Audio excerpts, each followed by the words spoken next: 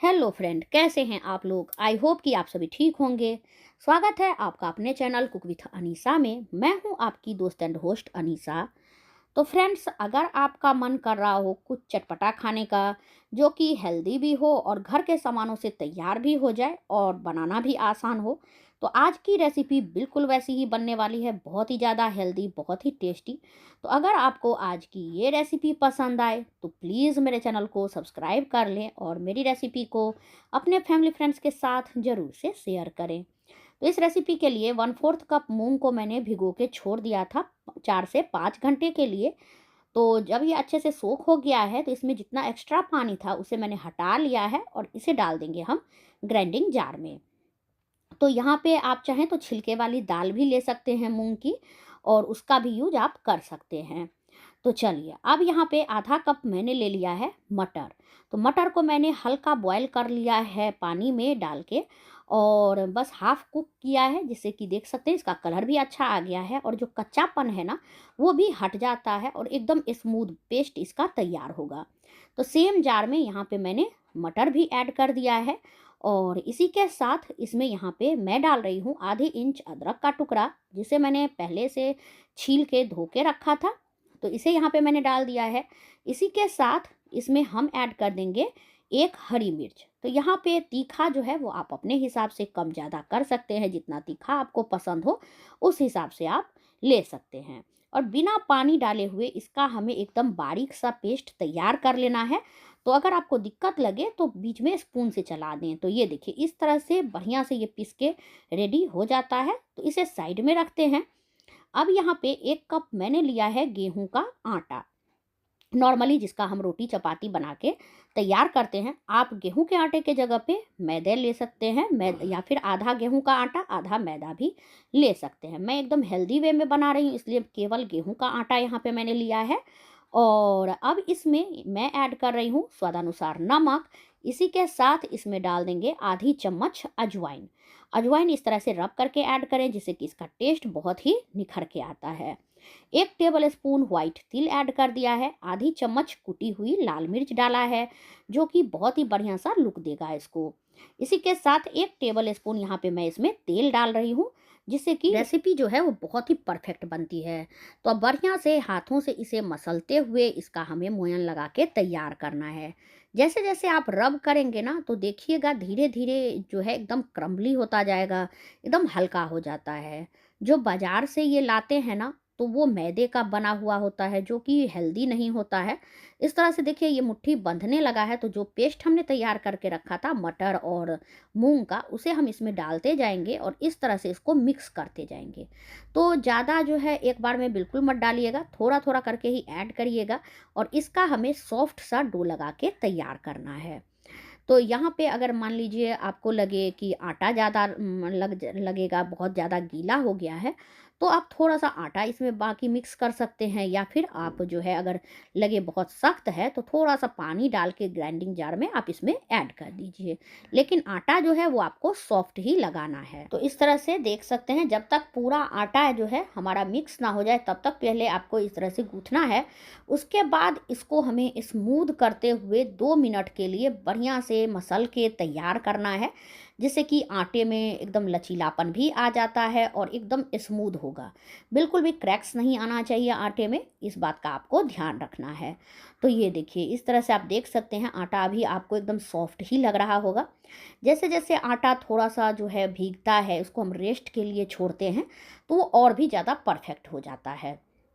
तो जैसे मैंने आपको बताया था, मार्केट में जो ये मिलता है ना, ये हमेशा मैदे से ही बनाया जाता है। अगर आप घर में बनाते हैं तो आप इसे देखिए एकदम से गेहूं के आटे से बना के तैयार कर सकते हैं, जो कि बहुत ही हेल्दी भी होता है। अगर मान लीजिए थोड़ा सा आपको मार्केट लुक देना हो तो आधा मैदा आधा आटे से भी बना के तैयार कर सकते हैं। तो इस तरह से आटे को मैंने गूँथ लिया है। अब ऊपर से हल्का सा तेल लगा दिया है, जिससे कि आटा हमारा और भी सॉफ्ट बन के रहता है, और इसे ढक के छोड़ देंगे जब तक ये थोड़ा सा रेस्ट करता है। यहाँ पे मैंने ले लिया एक पैन में डाल रही हूँ थोड़े से करी पत्ते। तो करी पत्तों को मैंने पहले से धो के रखा हुआ था। तो करी पत्तों को पहले हम हल्का सा लो फ्लेम पे भून लेंगे, जिससे कि ये एकदम क्रिस्पी हो जाता है। जलाना नहीं है, इसका बहुत ज़्यादा हमें कलर भी चेंज नहीं करना है। इस बात का ध्यान रखते हुए ही बस हल्का-हल्का देखेंगे धीरे-धीरे ये एकदम से सिकुड़ने लगता है और ये देखिए एकदम कलर चेंज हो चुका है और बढ़िया से ये पक गया है, बिल्कुल भी जला नहीं है, क्रिस्पी हो जाता है। अब यहाँ पे 1 चम्मच मैंने लिया है जीरा, इसी के साथ इसमें मैं ऐड कर रही हूँ आधी चम्मच धनिया के बीज। धनिया के बीज से जो इसका टेस्ट है ना वो और भी बढ़ जाता है। इसी के साथ 1 टेबल स्पून मैंने यहाँ पे सौंफ लिया है, अगर आपके पास ग्रीन सौंफ हो तो आप उसको भी ले सकते हैं। 4 से 5 यहाँ पे मैंने इसमें जो है डाली है काली मिर्च और 2-3 यहाँ पे मैंने लौंग ऐड किए हैं। 1 लाल मिर्च को मैंने तोड़ के डाला है और इन सब चीज़ों को हमें एकदम हल्का-हल्का रोस्ट कर लेना है। बहुत ज़्यादा इसको भूनना नहीं है, अगर ज़्यादा भूनेंगे ना तो जो मसाले हैं उसमें से कड़वापन आने लगता है और उसका तेल जो है वो रिलीज़ होने लगता है। तो इस बात का ध्यान रखिएगा, लो फ्लेम पे ही हल्का-हल्का हमें बस इसे सिकाई करना है, जिससे कि इसका कच्चापन भी दूर हो जाता है और जो है क्रिस्पी भी हो जाएगा, बहुत ही अच्छा सा इसका टेस्ट आता है। तो अब ये देखिए हल्का सा भुन गया है, हल्का-हल्का इसमें से सेंट आने लगा है मसालों की। तो अब गैस को ऑफ कर दिया है और यहाँ पे मैंने निकाल लिया था ठंडा होने के लिए। तो देख सकते हैं ये ठंडा हो चुका है। तो जैसे ही ये ठंडा हो गया है, यहाँ पे मैंने ग्राइंडिंग जार ले लिया है, इसमें हम जो हमने भून के रखा था मसाले वो डाल दिए हैं। इसी के साथ 1 टेबल स्पून मैंने इसमें व्हाइट तिल डाला है। आप चाहें तो भूनते समय भी व्हाइट तिल डाल सकते हैं। 1 हरी मिर्च यहाँ पे मैंने इसमें रफली चॉप करके डाल दिया है। आधी इंच अदरक लिया है, उसे भी यहाँ पे हम इसी तरह से डाल देंगे। तो अदरक को मैंने पहले से धो के छील के रखा हुआ था। 1 टेबल स्पून यहाँ पे मैंने लिया है इसमें मूँगफली, रोस्टेड मूँगफली है ये, जिसका छिलका हटा के लिया है मैंने। और 2 टेबल स्पून मैंने यहाँ पे काला चना लिया है, जिसको रोस्टेड काला चना जो होता है वही। और साथ में मैंने नमक डाल दिया है हल्का सा और इन सब चीज़ों को हम पीस लेंगे। और इस तरह से देखिए दरदरा सा पेस्ट पाउडर हमें इसका तैयार कर लेना है। इस तरह से आप देख सकते हैं बढ़िया से ये पिस गया है। तो चलिए यहाँ पे 10 मिनट करीब हो चुका है। आटे को हम चेक कर लेते हैं कि हमारा जो आटा है वो एकदम सेट हुआ कि नहीं। और देख सकते हैं ये देखने से ही आपको लग रहा होगा कि आटा बढ़िया से सेट हो गया है। जो इसमें हमने तिल सब डाला था ना वो भी फूल के ऊपर की तरफ आ गया था। तो एक बार इसे मसल के वापस से तैयार कर लेंगे, जिससे आटा हमारा और भी लचीला बन के तैयार होता है। और ये देख सकते हैं कितना बढ़िया सा इसका लुक आ चुका है, बढ़िया से आटा तैयार हो गया है। तो अब इसके हमें लोई तोड़ लेने हैं। तो जितना बड़ा रोटी बनाते हैं ना उससे थोड़ा सा बड़ा यहाँ पे मैं लोई ले रही हूँ। आप अपने हिसाब से छोटा बड़ा बना के तैयार कर सकते हैं, जितना बड़ा या छोटा आपको बनाना हो। तो इस तरह से सारे लोई मैंने तोड़ के रख लिए हैं।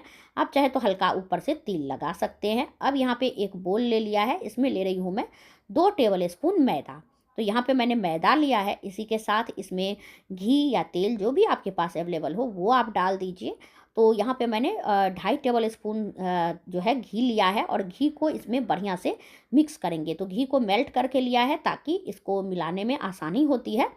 और इसका हमें ना जो है मीडियम थिकनेस की स्लरी तैयार कर लेनी है। तो अगर आपको लगे बहुत गाढ़ी है तो थोड़ा सा तेल या घी और आप इसमें ऐड कर दीजिए और इस तरह से इसको मिक्स कर लें।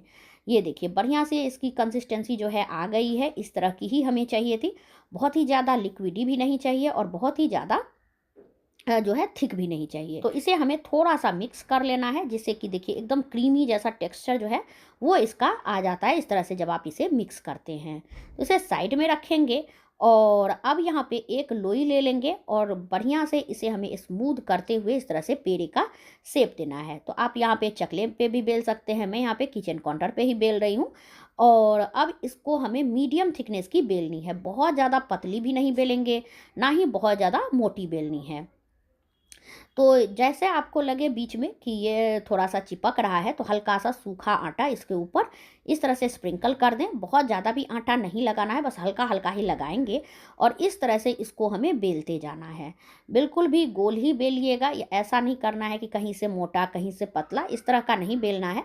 हर जगह इक्वल होना चाहिए, इस बात का ध्यान रखते हुए ही आपको इसको बेल के तैयार कर लेना है। तो ये देखिए इस तरह से एकदम से मैंने इसको बेल के तैयार कर लिया है। अब इसके ऊपर हम लगा देंगे जो स्लरी हमने तैयार करके रखी हुई थी। इसे हमें डाल देना है। तो बहुत ज़्यादा भी ओवर मत डालिएगा, क्योंकि अगर ज़्यादा डालेंगे ना तो वो बाहर निकलने लगेगा जब आप इसे रोल करेंगे या फिर जो है जब बेलेंगे तो बाहर निकलने लगेगा। तो इस वजह से इसको हमें हल्का हल्का ही इस तरह से फैला देना है पूरे रोटी के ऊपर। ये देखिए इस तरह से पूरे रोटी में फैलाएंगे, किनारी भी नहीं छोड़नी है, किनारी में भी हमें इसको इस तरह से डालते हुए फैला देना है। आप चाहें तो हाथों से भी इसे तैयार कर सकते हैं इस तरह से। और अब इसके ऊपर जो हमने मसाले तैयार किए हुए थे ना पीस के, उसको हमें इसके ऊपर इस तरह से डाल देना है। यहाँ पे आप इसकी जगह पे चाहें तो सादा नमक, हल्दी ये भी डाल के इस पे तैयार कर सकते हैं। थोड़ी सी धनिया पत्ती डाल दीजिए अगर आप ये मसाला नहीं बनाना चाहते हैं, झटपट बनाना चाहते हैं। तो इस तरह से स्लरी लगाने के बाद इस पर हल्का सा नमक, मसाले ये सब डाल के मिक्स कर दीजिए, तो इसी तरह से तैयार हो जाएगा। लेकिन आज मैं इसे थोड़ा डिफरेंट तरीके से बना रही हूँ, थोड़ा टेस्टी चटपटा सा, तो इसलिए यहाँ पे मैंने इस तरह से मसाला बना के डाला है। और मसाले को पूरे में फैलाने के बाद हाथों से दबा दें ताकि वो बाहर ना निकले। और इस तरह से इसकी मैंने पट्टी कट कर ली है। और अब एक पट्टी को इस तरह से हम गोल गोल करते हुए जाएंगे, पूरे को एक अंत तक लपेट लेंगे। उसके बाद उसको उठा के दूसरे के ऊपर रखना है, फिर वापस से इसको भी हमें इसी तरह से राउंड राउंड करते जाना है। ये देखिए इसी तरह से रोल बनाते जाएंगे, एक के ऊपर दूसरा, दूसरे के ऊपर तीसरा डालते जाएंगे और इस तरह से इसको हमें मोड़ते जाना है। बहुत ही आसानी से इस तरह से बन जाता है। जो बिगनर्स हैं वो भी आराम से इस तरह से बना के रेडी कर सकते हैं। जो बहुत ही भारी लगता है, हमेशा हम बाहर से ला के खाते हैं, वो अब आप घर में बना सकते हैं, वो भी बहुत ही हेल्दी और ईजी। तो ये देखिए इस तरह से ये तैयार हो गया है, आप देख सकते हैं। तो चलिए जो लास्ट वाला पार्ट है उसे दबा देंगे और इस तरह से इसको हमें दबा लेना है। ये देखिए बस इस तरह से आपको इसको कर देना है। अभी देख सकते हैं लेयर्स जो है बहुत बढ़िया से निकल के तैयार हुआ है। तो फिर से लोई को हम सूखे आटे में हल्का सा लपेट लेंगे, जिसको हमने रोल करके तैयार किया हुआ है। और इसे हमें मीडियम थिकनेस की बेलनी है, बहुत पतली मत करिएगा। अगर ज़्यादा पतली कर देंगे ना तो लेयर्स जो है वो निकल के नहीं आता है। तो इस बात का ध्यान रखते हुए और एकदम हल्के हाथों से बेलन चलाना है, क्योंकि इसमें हमने जो अंदर में स्लरी डाला है वो भी निकलने लगेगा अगर आप बहुत प्रेशर डालेंगे तो। और ये लेयर्स जो है उसके बैठ जाएंगे, अच्छे से नहीं बनेंगे। तो इस बात का ध्यान रखिएगा। और इस तरह से बस हल्का हल्का ही हमें जो है बेलन को दोनों साइड से चलाते जाना है। और आप देख सकते हैं एकदम मीडियम थिकनेस की मैंने बेल ली है। इसे रखते हैं साइड में। इसी तरह से मैं आपको दूसरा भी दिखा देती हूँ, जिससे कि आपको बनाने में बिल्कुल भी दिक्कत नहीं आएगी। तो ये देखिए इस तरह से पहले तो हम मीडियम थिकनेस की रोटी एक बेल के रेडी कर लेंगे। रोटी बेलने के बाद जो इसमें हमने स्लरी बना के रखा था वो लगा लेंगे। नहीं तो जैसे मैंने बताया आप हल्का सा घी या तेल डाल दें, इसके ऊपर हल्का सूखा आटा डालें, नमक हल्दी डाल के आप इस तरह से भी बना के इसको रेडी कर सकते हैं, अगर आप इतना ज़्यादा नहीं करना चाहते हैं।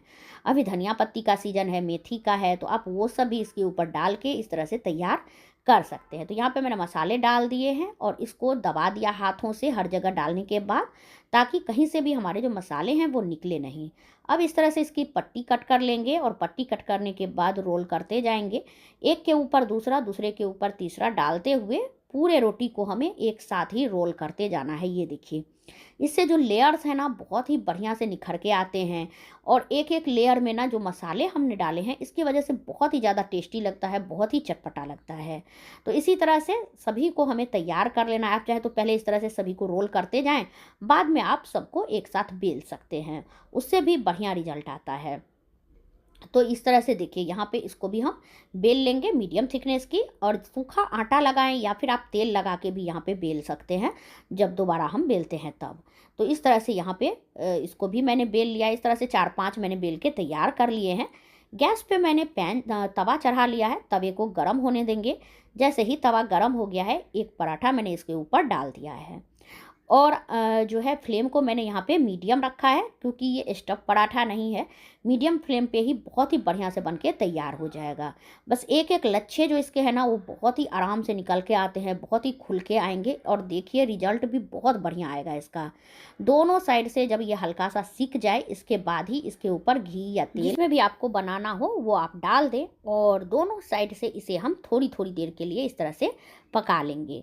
तो घी तेल डालने के बाद फ्लेम को लो कर दें, क्योंकि घी डालने से क्या होता है ना, जैसे ही गरम तवे पे आप घी डालेंगे तो घी बहुत जल्दी जलने लगता है।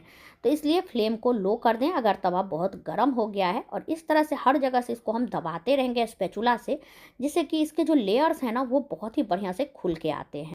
तो यहाँ पे मैं घी में बना रही हूँ, आप जो जिसमें भी पसंद हो आपको, आप उसमें बना के तैयार कर सकते हैं। और ये देखिए कितना बढ़िया इसका लेयर्स आने लगा है, और कलर भी आप देख सकते हैं कितना बढ़िया इसका कलर आ चुका है। तो बस अगर आप थोड़ा सा सॉफ्ट पसंद करते हैं तो आप थोड़ा जल्दी निकाल लें, और जैसे मेरे घर में सभी को थोड़ी क्रिस्पी पसंद होती है तो मैं थोड़ा ज़्यादा पकाती हूँ, और इससे क्या होता है ना, देखिए लेयर्स भी बहुत बढ़िया से निकल के आते हैं। तो आप देख सकते हैं दोनों साइड से मैंने इसे हल्का हल्का पका लिया है, जिससे कि ये क्रिस्पी भी हो गया है। तो बस इसी स्टेज पे इसको हमें निकाल लेना है, बहुत ज़्यादा इसको हमें नहीं पकाना है। तो ये देखिए कितना बढ़िया बन गया है ना। तो अब से मार्केट से बिल्कुल मत लाइएगा, इस तरह से घर में ही लच्छा पराठा बना के आप तैयार कर सकते हैं। तो चलिए इसी तरह से हम दूसरा भी सेक लेंगे, और इसको सेकने में ज़्यादा टाइम बिल्कुल भी नहीं लगता है। तो फ्रेंड्स, आप ये रेसिपी कहाँ से देख रहे हैं, कमेंट बॉक्स में ज़रूर से बताएं। आप लोगों के एक कमेंट से हमें बहुत ज़्यादा मोटिवेशन मिलता है, हमें पता लगता है कि हमारी रेसिपी को आप लोग कहाँ कहाँ से देख रहे हैं, और आगे आप कौन सी रेसिपी देखना चाहते हैं ये भी कमेंट बॉक्स में ज़रूर से बताइएगा। तो ये देखिए दूसरा पराठा भी हमारा बन के तैयार हो चुका है। तो इसी तरह से बाकी का यहाँ पे मैंने बना लिया था, और इसे मैंने प्लेट कर लिया है। और एक एक पराठे बहुत ही ज़्यादा लेयरदार बने हैं, मैं आपको पास से दिखाऊं, ये देखिए। और जब इस तरह से करेंगे ना तो इसके सारे लेयर्स जो है ये देखिए खुल के आ जाते हैं। बहुत ही बढ़िया से तैयार होता है, बिल्कुल भी ना ही कच्चा रहता है, ना बनाने में झंझट है, ना ही मैदा है। तो इसे यहाँ पे मैं आलू की सूखी सब्जी और रायते के साथ सर्व कर रही हूँ। आप केवल रायते के साथ इसे सर्व कर सकते हैं, अचार सॉस के साथ भी ये बहुत ही ज़्यादा टेस्टी लगता है। तो फ्रेंड्स, आपको आज की ये रेसिपी कैसी लगी कमेंट बॉक्स में ज़रूर बताएं। मेरे चैनल पे नए हैं तो प्लीज़ मेरे चैनल को सब्सक्राइब कर लें। तो मिलते हैं किसी नए रेसिपी के साथ, तब तक के लिए thank you for watching my video. जय माता दी।